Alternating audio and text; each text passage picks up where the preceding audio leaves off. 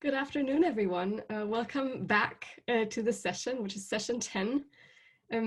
Session 10 will contain two talks, two contributed ones. The first is from John van de Wetering, and he will talk about quantum circuit optimization with the ZX calculus. The Slack channel for asking questions at the end of the talk is session 10, talk 1 Wetering. Please ask anything there. And now it's over to you, John. Thank you for the introduction. So this is a joint work with three people that you see here behind me. There is Simone, Ross, and Alex.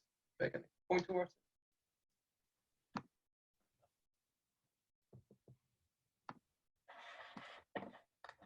Okay, everybody see this? So the goal of this talk is quantum circuit optimization. Because of course we want to use all the quantum resources as efficiently as possible. And specifically what I want to focus on is if you have a given quantum circuit to make a equivalent circuit that is more efficient, so containing less gates. And there's a few metrics there that are important. So there's a few important metrics. The most well-known ones are probably gate depth and 2-qubit gate count. So gate depth is simply how many gates do you have in a sequence. Like if it's lower, then you need less time to implement the circuit. And 2-qubit gate count is important because 2-qubit gates, like the C0 gate or the CZ gate, are usually more noisy than single-qubit gates, so they're a more important metric than single-qubit. And then for more long-term use cases, so more like for fault-tolerant quantum computation, you care more about the amount of non-Clifford gates. So in particular, the T gate, which is like it's square root of the S gate, so it's pi 4 rotation. So like those are three metrics that I will talk about in this talk, and like we'll use the ZX calculus to optimize these three metrics.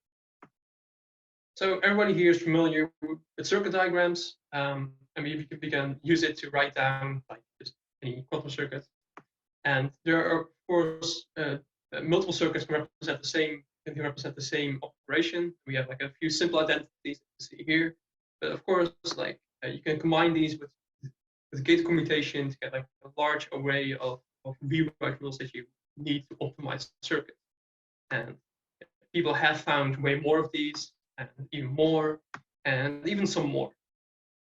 And the reason you get so many different rewrite rules that you need is because circuits are very rigid. They have a fixed amount of inputs, a fixed amount of outputs, and gates act like in a very local, specific point in time. And that's where ZX diagrams come in, where we can circumvent some of those restrictions. John, sorry to interrupt. People have been trouble hearing you. It seems very jerky. Would you maybe mind turning your video off? Maybe it gets better then. Maybe it's a. Okay. Great, thank you. Okay, let's hope it's better now. Okay, so what gates are to circuits, the spiders are to ZX diagrams. So spiders are a particular type of linear map that come in two flavors. So we have the Z spider on the left in green and the X spider on the right. And so these are just particular linear maps, and they can have any amount of inputs and outputs. And then a ZX diagram is simply any connected diagram of these Z spiders, and they represent a linear map. This represents a linear map from 2 qubits to 3 qubits. And for people familiar with tensor networks, this is just a tensor network where every index is 2-dimensional and a wire represents a tensor contraction, and each of these spiders is just a particular type of tensor. Importantly, we can represent every quantum gate as a ZX diagram. So here's a depiction of some simple gates, and they also correspond to simple ZX diagrams. We introduce a special notation for the Hadamard gate. Let me just point.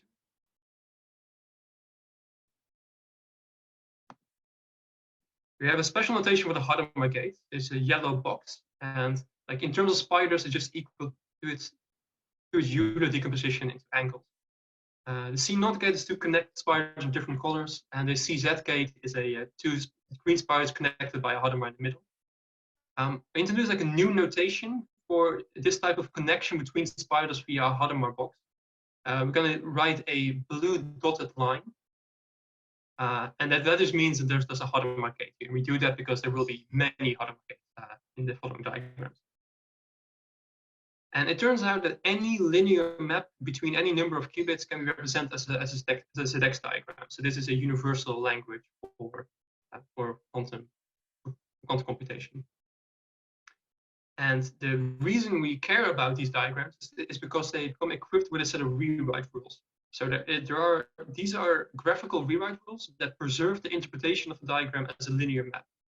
So for instance, this first rule, spider fusion, tells us that when two spiders of the same color are connected, we can simply fuse these nodes together into a single node and add the angles together. And then this one simply tells us that the Hadamard gate changes the Z basis to the X basis. So we change the color by pushing a Hadamard through. And then these are more familiar sort of Pauli commutation rules. So this A pi, if it's A0, is just identity, and if it's 1, then it's an X gate, a Pauli X gate. And the more special of the ones is probably this one, the bi-algebra rule, which sort of tells you how you can commute red and green spiders through each other. And then there's like two Hadamard gates is nothing. So it turns out that if you have these rewrite rules and you add one additional one, which I won't use, it's a bit more complicated state, then these rules are complete. So that means that if you have two diagrams that represent the same linear map, then there is a sequence of these rewrite rules that can transform one into the other. So instead of all those dozens of circuit equalities that I showed you earlier, you just need these rules plus one additional one, and then we can in principle rewrite any two circuits into each other if they're equal. Well, of course, that's not going to be easy because you need a rewrite strategy to actually do that. So our optimization strategy is going to be as follows: we're going to write the circuit as a ZX diagram. This step is easy. Then we're going to turn it into a graph like ZX diagram. There's a certain restriction that's also quite easy to do, and I'll show on the next slide. Then we're going to use some kind of simplification strategy. I'm going to show two actually in this talk. And then in the end, we have some ZX diagram, and we need to get a new circuit out of that again. And this step is harder, and I will go into a bit more later. Okay, so the simplifications we've implemented in an open source library called Physics, pronounced as physics without the H. And if you want to play around with it, if you think this stuff is interesting, you can go to GitHub and you can get a copy and just try stuff. All right. So as I said, the first step is converting an arbitrary ZX diagram into a graph-like ZX diagram. So what we do is simply, whenever we have two spiders of the same color that are connected, we simply fuse them together.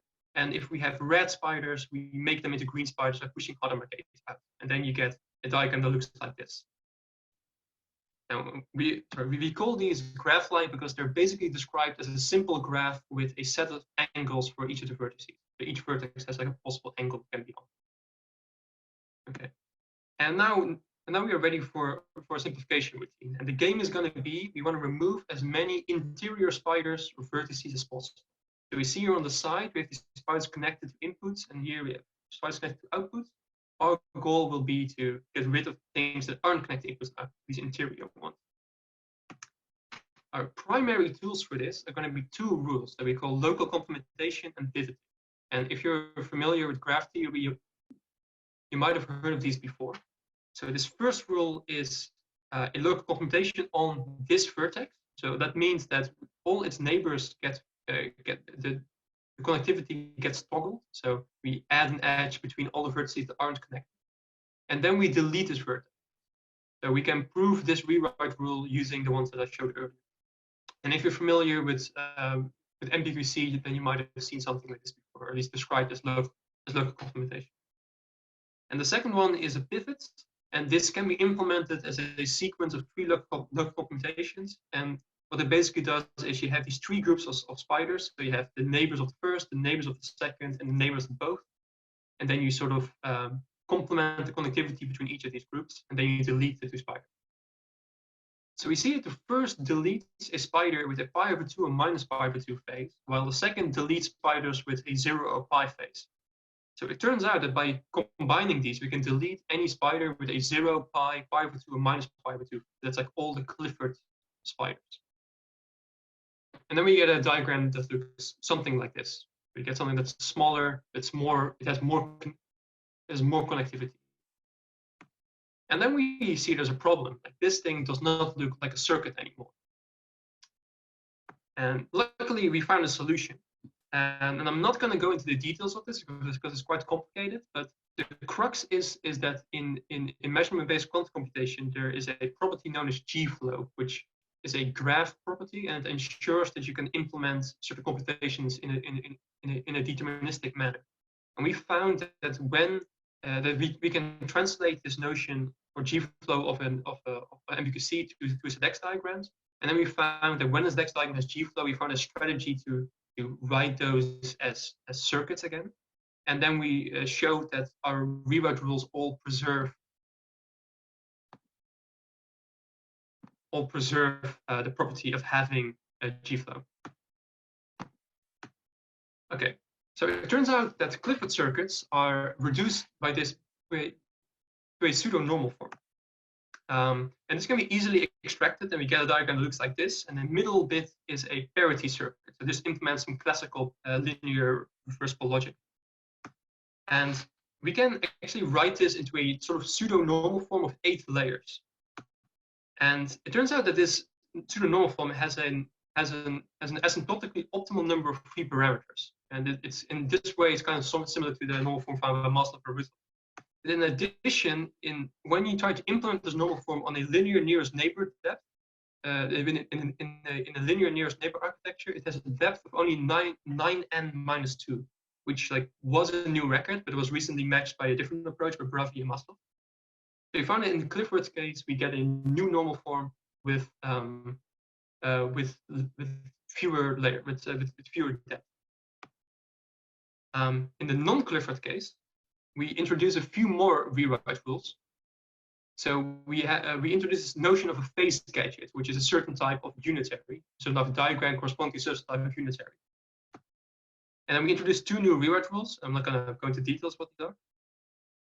And if we use these extra rules, then we found that our method is able to reduce the T count of circuits.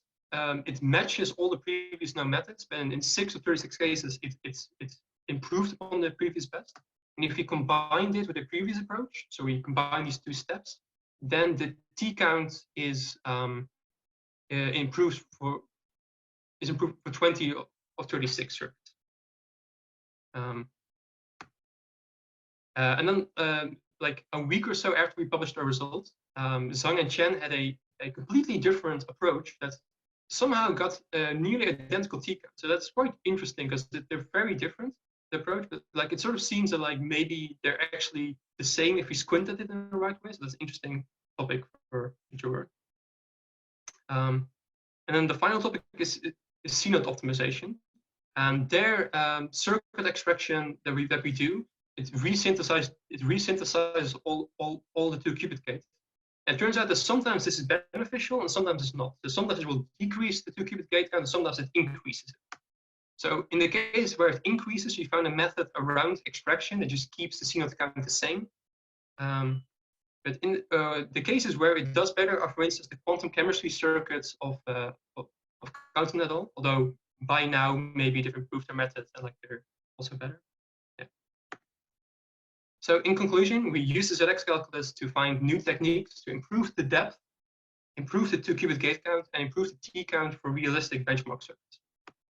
For future work, we want to change the extraction so that we allow routing for restricted architectures. We want to just improve the extraction overall to reduce the CNOT count. And everything I've described is only for ancilla-free optimization. So we want to find ways to incorporate ancilla somehow, because you can do much more improvement that way. Okay, thank you for your attention. And here are some references. Great, thank you very much for the great talk. And I think the audio was a bit better when you turned the video off. Sorry for interrupting you there. And we have a question from James Cruz, who asks, do you have any proof that your method will reduce the T count and not make the C0 count worse? Can you give an intuition as to why your methodology is good? So why it always reduces T count is quite easy to see because we only use reducing rewrite rules. So it can only ever decrease the T count, it can never increase it because all our steps are reducing. For the CNOT count, it's harder because we have a heuristic to sort of extract circuits, and there is no proof that it will not increase CNOT count. And like in general, I don't think we will be able to do something like that because it is a resynthesis. So like you lose some information and you do some new stuff. So you just need better heuristics to improve the CNOT count. Great, I see several people typing, so let's wait for their questions.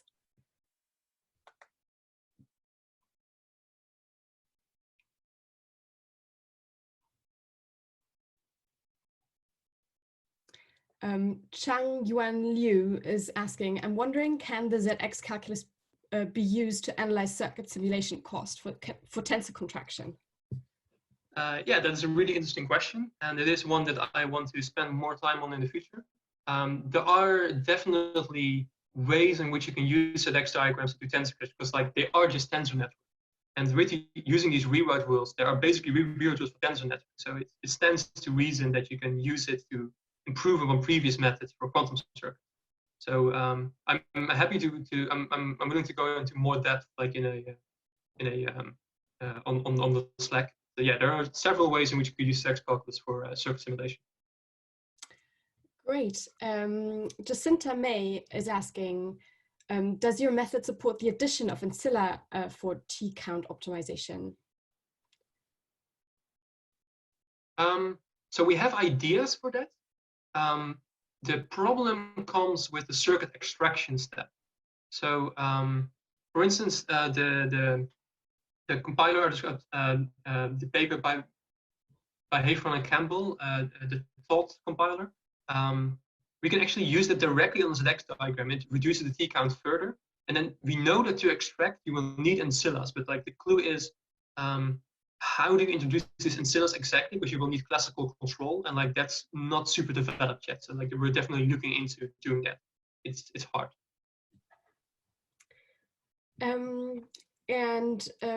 Well, this one is related to something you already talked about, but Adrian Perez Salinas is asking, it seems to me that ZX diagrams are somehow similar to tensor networks. Do you know if both methods can be related in terms of operations and efficiency? I mean, they're not necessarily similar as in that they are tensor networks. So I'm not sure.